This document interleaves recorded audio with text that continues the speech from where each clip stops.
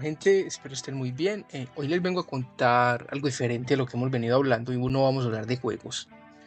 Hoy les voy a contar algo que sucedió acá en Colombia a finales de los años 90. Bueno, más bien a mediados de los 90. Les voy a hablar un poquito del mega robo que se hizo acá en Colombia. El robo bancario más grande en la historia de Colombia. El día en que se realizó el atraco más grande en una entidad bancaria, en el que participaron desde delincuentes comunes, delincuencia organizada, personas relacionadas con el narcotráfico, oficiales de la policía, como no puede ser de otra forma, la policía colombiana involucrada en este tipo de acontecimientos. Si les interesa que siga hablando de estos temas, denle like al video, compártanlo. Y si tienen ideas sobre temas relacionados, los voy a estar leyendo. Igualmente, el canal no va a estar cerrado a un único tipo de contenido. Ahora comenzando con el tema. El atraco se realizó nada más que en el Banco de la República. Ocurrió el día 16 y 17 de octubre de 1994. Se llevó a cabo en el transcurso de estos 2 días en la sede del Banco de la República, ubicada en la ciudad de Valledupar. No fue un asalto con fugas como en las películas, no fue nada rocambolesco ni nada muy sustancioso, muy bulloso, muy estrafalario. Fue un atraco que en los 2 días dejó un desfalco a la nación de 24.720 millones de pesos, lo que transformado a moneda del día de hoy, en dólares al año 2024 serían más o menos unos 33 millones de dólares, un desfalco muy grande. Comencemos pues con el asunto. Los protagonistas de esta historia, en cuanto a la parte delictiva, fueron en primer lugar Benedicto Flores Rincón, quien planeó por más de 8 meses junto a Alexander Flores Salcedo toda esta operación, siendo este último un comandante pues, de la policía quien ayudó a organizar todo. Benedicto Suárez Rincón ya era un experimentado atracador. En el año 1991 estuvo involucrado en el llamado tunelazo, donde sacaron unos 15 millones de pesos de la caja agraria, en pleno centro de la ciudad de Bogotá, que es la capital del país. Además de ser colaborador del narcotráfico, principalmente de González Rodríguez Gacha. El señor Benedicto era todo un experto en estos temas pues, criminales y sobre todo en el tema de los bancos. Por otro lado, Alexander Flores Salcedo, no se sabe realmente mucho sobre este sujeto. Era el hombre de confianza de Benedicto. Los dos fueron capturados en una carretera en Quindío, en el departamento de Colombia. Además fueron reclutados también Juan Carlos Carrillo Peña y Jaime Bonilla Esquivel, quienes recopilaron información de la vigilancia del banco. Bonilla y algunos otros tenientes de la policía, como eran Juan Carlos Carrillo Peña y César Augusto Barrera, se reunieron en la Plaza Alfonso López de Valledupar para concretar los detalles que necesitaban para el asalto, donde gracias a sus puestos en la policía sabían el esquema de seguridad del banco, conocían los planos del edificio y en unos 20 días ya tenían toda la información técnica que necesitaban para el golpe más grande que ha tenido la historia del país en cuanto a temas bancarios. Otro personaje importante en el golpe fue Elkin Suaza, quien financió casi en la totalidad del golpe. Elkin era gerente de la Caja Agraria en un municipio de Cundinamarca, entidad que fue sacada anteriormente por Benedicto. Quién sabe si con complicidad. Qué coincidencia pues también el asunto. Él fue el responsable de pedir los esquemas para la perforación de la bóveda. Entre los esquemas que él solicitó estaba pidiendo equipos, prácticamente equipos que pidió a Panamá y a Canadá principalmente. Unos equipos que costaron unos $22.000 aproximadamente, trasladados al día de hoy. Él se encargó de estos pagos, del entrenamiento de las personas que abrieron la bóveda. Por el lado del banco, de los infiltrados del banco, tenemos a Marco Emilio Zavala, quien era gerente encargado de esta sede en el banco. quien dice ser víctima del atraco. Y pues, bueno, no, realmente no fue tan víctima. Él fue atado en el banco, pero bueno, entendemos que al estar en el cargo se lo tomó pues como un daño a sí mismo. El señor Marco, posterior al golpe, fue citado el día 18 y 21 de noviembre del mismo año, fechas en las cuales rindió indagatoria por lo ocurrido, y el 22 de noviembre le dan una carta de despido, echándolo pues a la calle como un perro por todo lo que ocurrió. Según él, no tenía culpa de nada. El 31 de octubre de 1995 allanaron la oficina del señor Marco. También allanaron su casa y encontraron unos bienes pues, que le decomisaron, con supuestos indicios de que participó en el golpe, pero nunca fue condenado por esto. Él siempre ha intentado dar a entender que fue una víctima, pero pues, se indujeron otras cosas, pero nunca se pudo condenar. Lo ayudaron en el banco, digamos, para poder seguir trabajando, pues ya que era entre lo que cabe un buen administrador. Días antes del atraco reparó el aire acondicionado de esta sede, y según el fiscal eso ayudó a los criminales, pero pues, casualmente mandó a arreglar el aire y por ahí se pudieron estar metiendo. Bueno, pues, según él no era culpable. Él dice que eran simplemente ganas de la fiscalía para joderle la vida, pero igualmente estuvo en la cárcel 33 meses hasta que por un fiscal un poquito más diligente, que entendió realmente que pues, reparar el aire acondicionado no era nada del otro mundo, según el fiscal pues pudo salir. Esta privación de la libertad tuvo grandes consecuencias para el señor Marco. Primero, la estigmatización social. Aunque fue absuelto, perdió todos sus bienes, y para rematar por la desgracia que tuvo, quedó con grandes cantidades de deudas para poder asumir los costos de los procesos.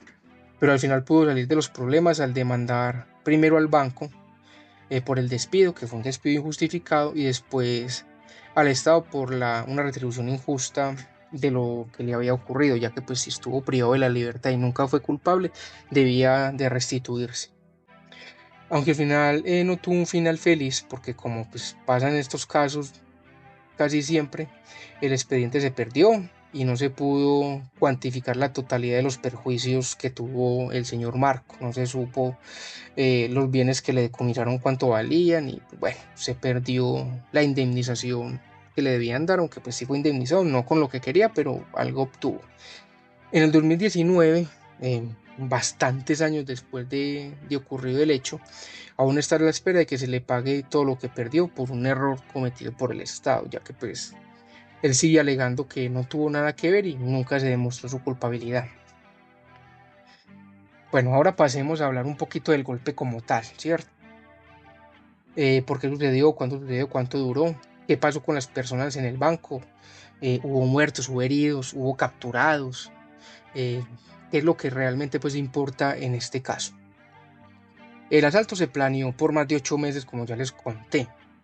Comenzó el domingo 16 de octubre de 1994 a las 6 de la mañana. El lunes 17 era festivo en el país. Los asaltantes llegaron en un camión Dodge 600 color rojo que dejaron en las afueras del banco entre la calle 16 y la carrera 9, con la excusa de que iban a reparar el aire del banco, casualmente. Pero don Marco, como pues ya habíamos hablado, no tuvo nada que ver, ¿cierto? Está raro, pero bueno, no tuvo nada que ver. Por otro lado, Jaime Bonilla Esquivel y Benigno Suárez se quedaban en las habitaciones 202 y 306 del Hotel Sicarari, justo en la carrera 9, al frente del banco, donde veían y comandaban la operación. Mientras tanto, más o menos a las 6:15, el carro entró al banco para el supuesto mantenimiento. Iban 14 asaltantes escondidos dentro del banco. Cuando el carro logró entrar, los tenientes de la policía vinculados al atraco, que eran Carrillo, Barrera y Barón, comenzaron sus rondas para vigilar que nada raro estuviera pasando. y el vigilante del banco, un señor llamado Winston Tarifa, quien manejaba en el interior de los sistemas de seguridad del banco, se comunicó directamente con Jaime Bonilla Esquivel, que tenía todo totalmente calculado, desde el personal de seguridad del banco, los controles de la policía y la perfecta visión que tenía desde donde se encontraba ubicada. Cuando llegaron los 14 hombres al sótano del banco, ya con todos la indumentaria que tenían, los sistemas de seguridad fueron apagados. Neutralizaron al resto de personas de seguridad del banco que no tenían nada que ver. Eran 3 hombres que estaban vigilando el banco. Los amarraron y los apartaron para que no estorbaran mucho. No los mataron, no les hicieron realmente nada, solo los amordazaron y los apartaron. Luego de 1 hora ya tenían listos los sistemas de soldadura instalados para empezar las acciones, pues para abrir la bóveda. Tenían 33 botellas de oxígeno, una botella de acetileno de más de 35 galones, 35 metros de cable trifásico, 2 compresores de aire, un extractor de aire, un mazo, un par de guantes quirúrgicos, un barretón, destornilladores, pinzas, llaves de tubo, alicates, forros plásticos, entre mucho más material necesitado para el golpe. Pero no todo salió tan bien como lo estaban imaginando. Mientras estaban en las labores, la zona sufrió un bajón de electricidad, lo cual demoró un poco más de lo planeado el golpe, y tuvieron que permanecer en el lugar unas 18 horas. Con los equipos que rompieron los tubos para poder ingresar, conectaron una manguera para refrigerar toda la maquinaria mientras hacían la perforación, ya que están utilizando un soplete para las puertas blindadas. Luego accedieron a la puerta auxiliar y luego penetraron la bóveda principal donde estaba el dinero, en total de 29.000 millones de pesos. Finalmente, tras casi unas 21 horas, los videos de seguridad lograron registrar que a las 2:51 de la mañana del 17 de octubre salieron los asaltantes con 24.720 millones de pesos en denominación de billetes de 2.000, 5.000 y 10.000 pesos, que pesaban más o menos 4 toneladas según lo que calcularon.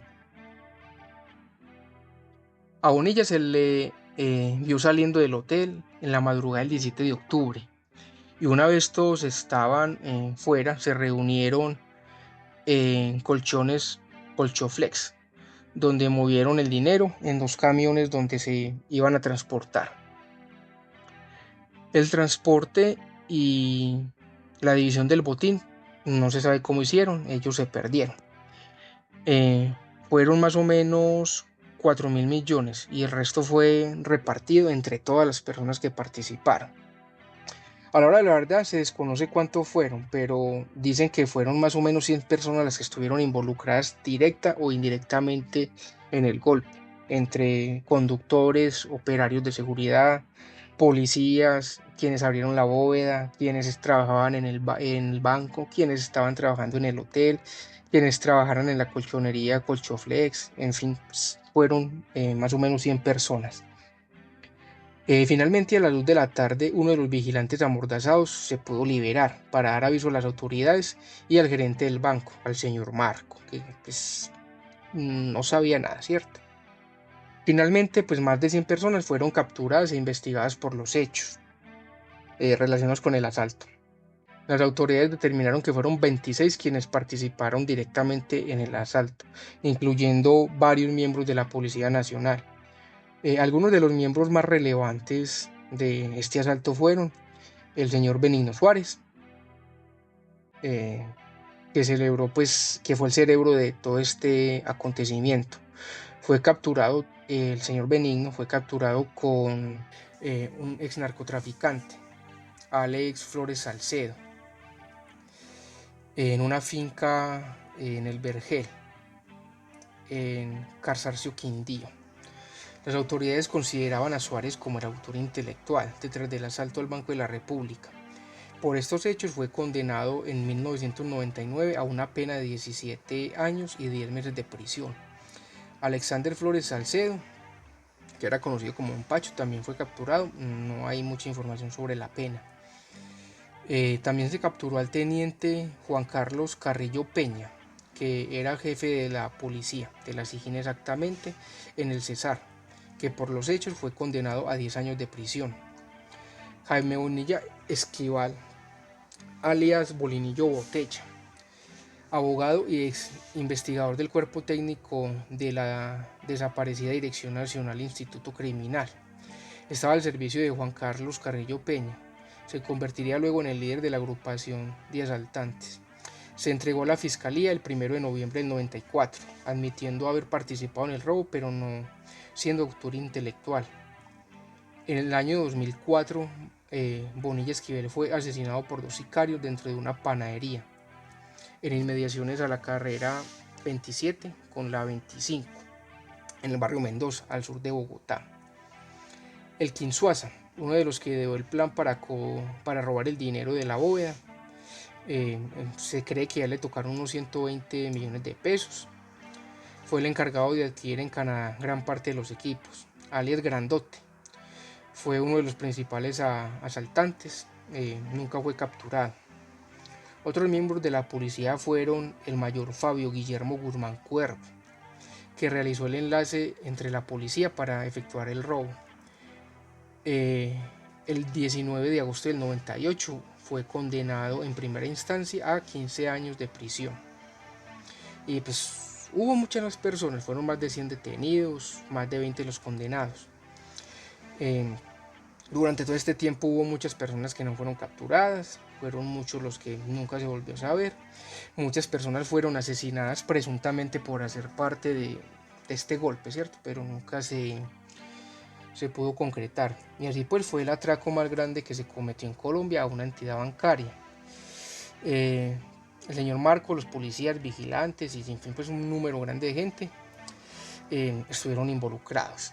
Si les gusta este tipo de videos, denle like, compártanlo, cuéntenme qué les gustaría escuchar, cómo les gustaría escuchar. Sé que hay errores en lo que hablo, pero pues es mis primeras veces haciendo esto. Igualmente no me dedico a esto de la narración, entonces solo les quería contar esta historia que la conocí hace poco y me pareció muy interesante.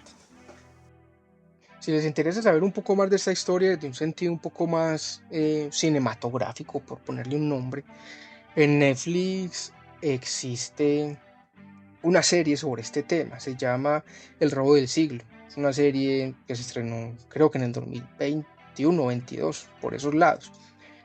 Cuenta de otra manera un poco más fílmica lo relatado, es una buena serie.